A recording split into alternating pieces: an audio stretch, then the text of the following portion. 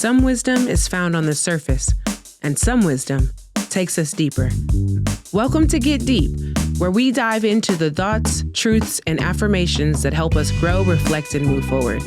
I'm Deborah Deep Mouton, and every episode we'll explore the power of words, the strength of resilience, and the beauty of introspection. Come in, take a seat, and let's get deep. I am the baby of 6 children born to my father. 3 he had in a previous marriage, 1 that we adopted as my friend in high school my senior year because her home life was unstable, and an older brother who I grew up very close to. The first 10 years of my life, that was my ace. My number one, my day one.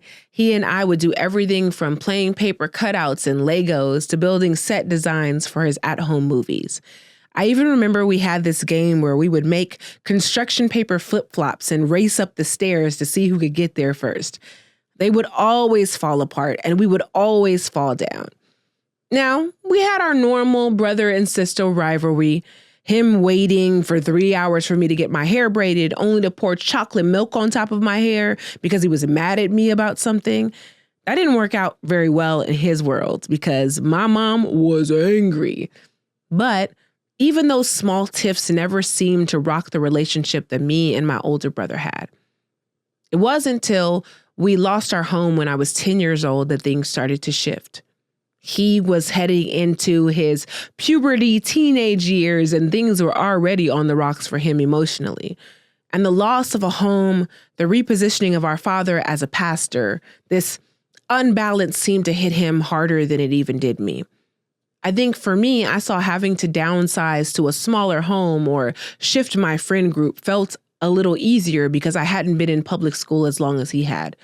But he had roots. He had connections. He had things that he really lost. And that turned him into a different kind of person. One who held anger in his body, one who didn't know what to do with it. In the ways that adolescence makes us question and wonder the world around us, his was shrouded with an extra layer of instability that no one could predict. Now, my parents tried their hardest to make sure that at each transition of homes and house and school, we had a choice. They would talk to us and have these kind of come to Jesus meetings where we could process what we were doing and how it would affect our family. But even in that, those changes still felt really hard. We went from being pulled out of school to go to Six Flags Magic Mountain on a random Thursday to playing Are the Lights Gonna Stay On and waiting until 5 o'clock on a Friday night to see if the electric company was gonna cut us off. Because we knew that after 5, they were going home and we had lights for the weekend. These kind of shifts were polarizing and difficult and hard to explain to children who had grown up with a certain kind of life. And I think where it took its greatest toll was on my brother and I. We went from being best friends to somewhat of a nemesis. I was his annoying little sister who just wanted to hang out with my big brother. And he was trying to find out who he was and how to move on with his life in new spaces. It started to have us butt heads quite a lot. It was something that led us to almost 20 years of barely speaking, half hellos at holidays, an occasional phone call just to make sure we were breathing, and no real connections. I know that losing him as one of my best friends is something that I still mourn, even though now we've been rebuilding our relationship.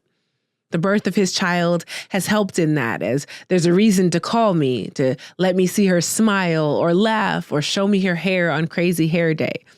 That leads us into conversation about how he's doing or what projects I'm working on. He even flew out for one of my performances for one of the biggest things I had created and sat on the front row complimenting me in ways that I had never heard my brother do in years. These things, these small moments are helping to rebuild our relationship.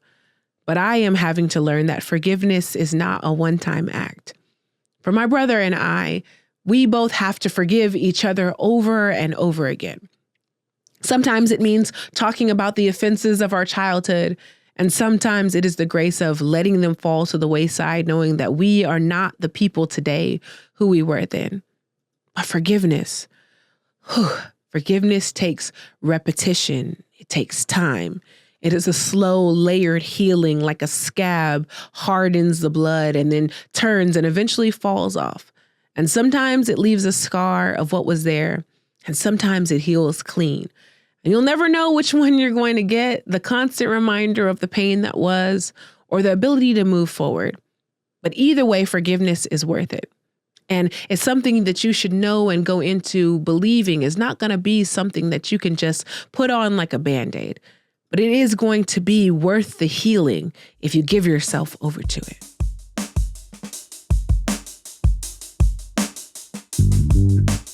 Thank you for joining me on this journey today.